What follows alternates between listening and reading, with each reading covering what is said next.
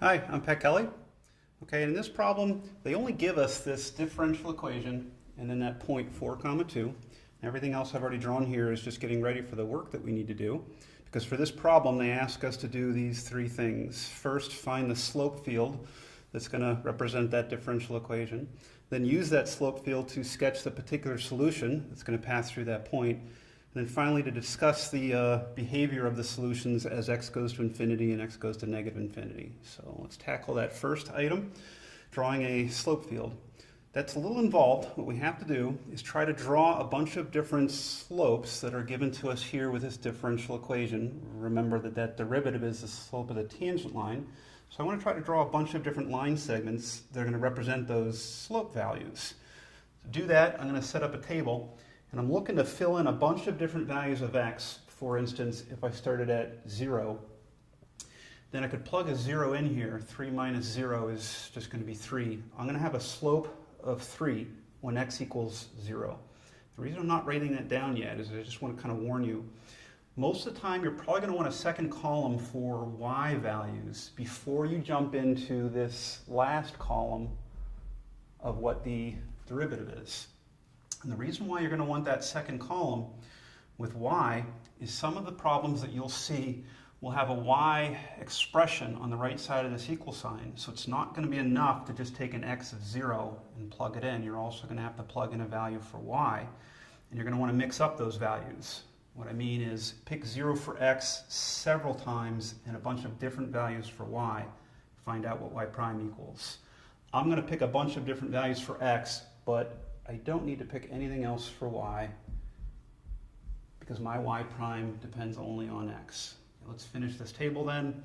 I take that value of x, plug it in here. I think we had mentioned that that's 3. I'm going to keep going, but just to give a visual of what's happening then is that that tells me at x equals 0, which is anywhere above or below here on the y-axis, the slope will be 3.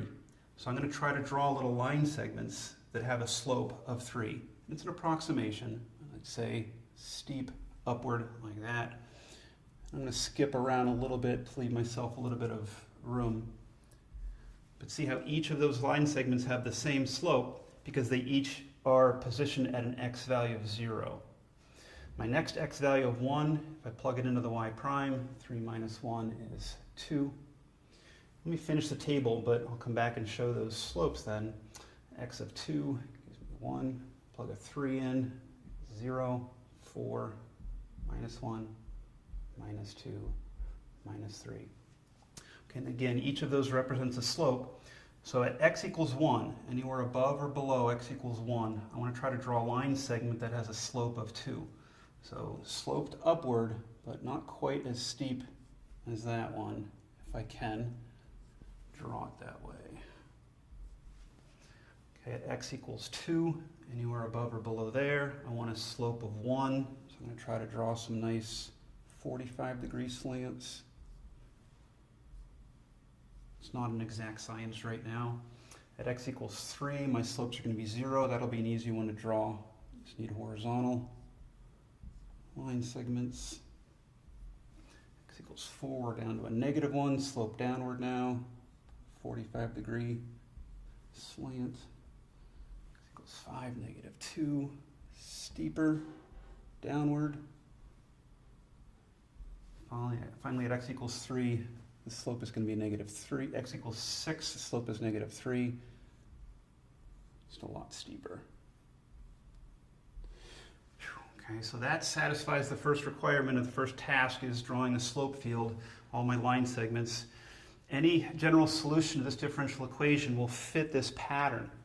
And we now have to try to draw one of those specific solutions, the one that's going to go through the point 4 comma 2. So you just draw 4 comma 2, be right about there. And see what the slope field tells you then is that it gives you direction. You want to kind of try to follow those patterns. And it kind of looks like a Plinko board. And if I drop this Plinko chip, it's going to go downward, follow that way. But also this way, the guides are telling me to go, something like that. Just trying to use all those different line segments to guide how you're drawing your graph.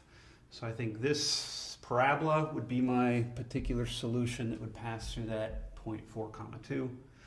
Finally, the last thing they ask us to do is just to discuss what do these solutions look like when x tends toward infinity and also when x tends towards a negative infinity.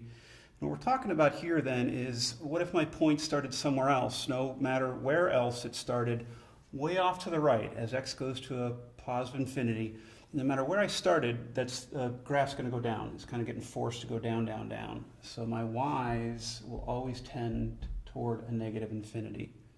Similarly, no matter where else I would start, as x goes to a negative infinity, that means way off to the left, I'm getting forced downward. So my graph will always be going toward a negative infinity.